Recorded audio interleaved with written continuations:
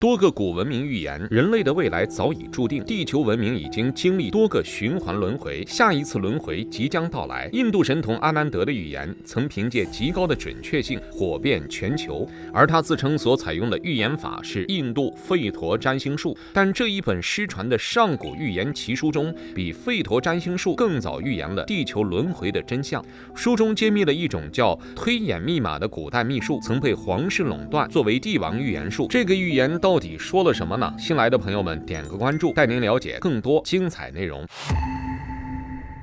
事实上，关于地球有循环有轮回的说法已经不是一件什么新鲜事儿了。通过科学的精密计算，科学家们发现地球迄今为止起码已经46亿年岁了，而算上人类的早期猿猴历史，人类至今不过也才400多万年。400万年和46亿年相比，不过是一天中的1秒。可问题恰恰就在于，仅400多万年，人类就能发展到这个水平。那么在过去的上亿年中，地球有没有可能也发展出了类似的文明，或者说发展出了更高级的文明呢？从理论上来说，这是有可能的。早在玛雅文明中，他们就认为人类文明出现之前，地球已经经历过了4次文明的发展与覆灭。对于玛雅文明来说，他们更关心的是那些文明是怎么覆灭的，毕竟这关乎他自己的生存问题。没错，史前文明覆灭的灾难无一例外都是大洪水，最熟悉的莫过于圣经中的大洪水。上帝发怒要惩罚人类，因而降下了大洪水。除此之外，两河流域文明也有着类似的记载。天神觉得人类实在是太过嘈杂，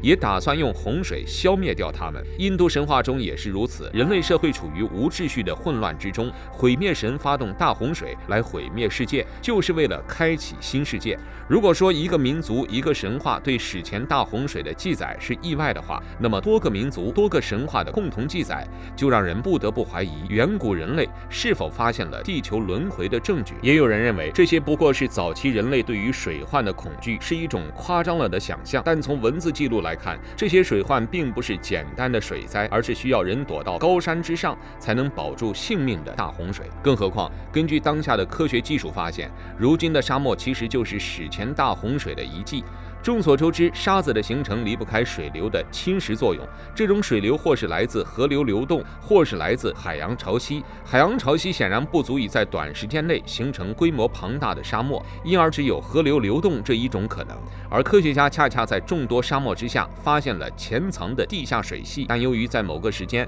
这些地下水系的平衡被打破了，因而造成了大洪水的出现，而后又形成了沙漠。这也是说，史前大洪水是真实存在过的。那么在人类出现之前，地球就很有可能经历过了多重文明，只不过每一种文明的结局都是覆灭。你相信轮回的存在吗？上古失传预言奇术6刃预言了地球的轮回，揭秘了人类文明并非地球第一个文明，文明大灭绝也早已发生过多次。那难道人类的结局也已经注定了吗？这个预言奇术到底发现了什么循环？6刃这一术数产生的时期早于易经，但由于年代的久远，文字记录的遗失，目前考古学家也不能说清楚它到底产生在什么时候。早在汉代之时，6刃这种术数就被记载于月诀书之中。由于它相较于其他占卜术而言，准确率是非常高的，因而也被称之为帝王之学，一直被隐秘地保护着。6刃正式进入人们的视野，要等到唐朝。唐朝的文化相当包容，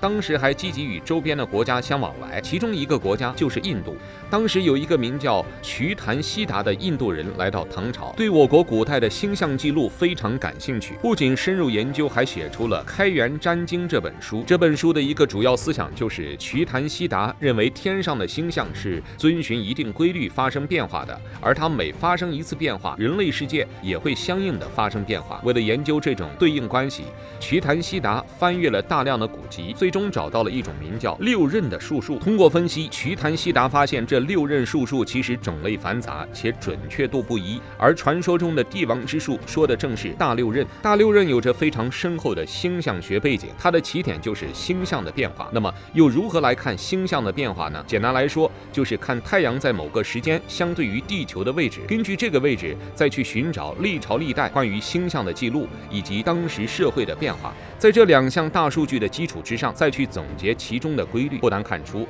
大6刃其实就是将星象的某个位置确定之后，把这一位置的时空图都给给剖析出来。于是这一时空之下的事物状态也是一览无余的。这一说法看似简单，但实则需要非常强的逻辑推理能力和数据分析能力。总而言之，目前没有人能说清楚大六壬究竟是怎么具体运行操作的。瞿昙悉达也只是在书中记载了一些大六壬的应用实例，而没能分析出它的具体运作逻辑。不过用现代天文学的知识也能对大六壬稍作解释。所谓星象的变化，也就是太阳与地球的位置关系，的确能影响地球。比如说最近非常频繁的太阳磁暴现象，就有专家提醒人们可能要注意哪些现象。而由于地球的公转是一个固定的规律，这也是说在一个特定的时间，地球总是以某种姿态面对着太阳，那么它的确也就是一个规律。但显然六壬术的目的不仅在此，它想要的是预测地球的整体变化。古代预言奇书开元古经揭秘一种可以预言未来但却失传了的上古奇术，这种奇术比印度吠陀占星术更早，预测了地球的轮回，预言了人类或将葬身于何。到底是什么奇术？真有这么神奇吗？据开元占经记载，瞿昙悉达借用六壬术预测出了地球的发展。简单来说，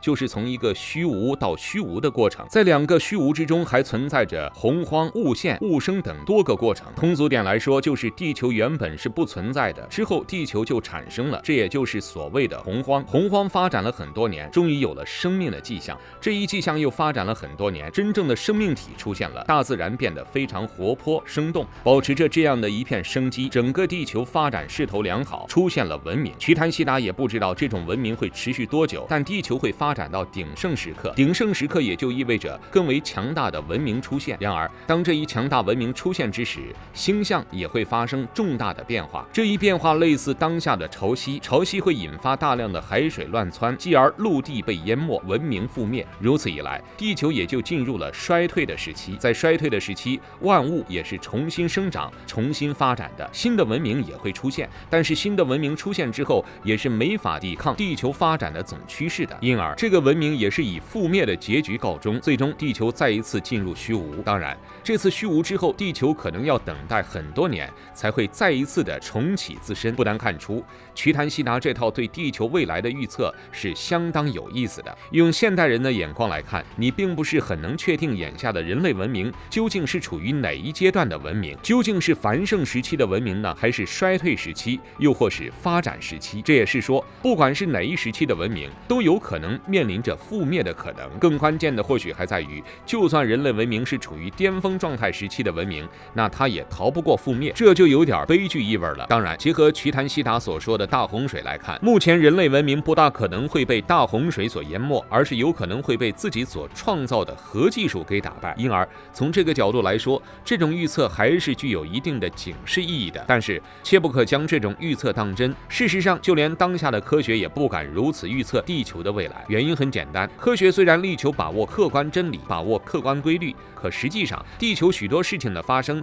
存在着很大的偶然性，人类社会更是如此，人就是那最大的偶然性因素。更何况这一预测带有强烈的宿命论味道，既然任意文明都逃不过覆灭的结局，就连地球最终也会消失，那为什么还要积极努力地发展科技呢？其实过好当下的生活，才有可能把握住自己的命运和未来。未来是不断生成的，它依赖于人们对当下的态度。看到这里，您有什么想说的呢？欢迎在评论区留言分享。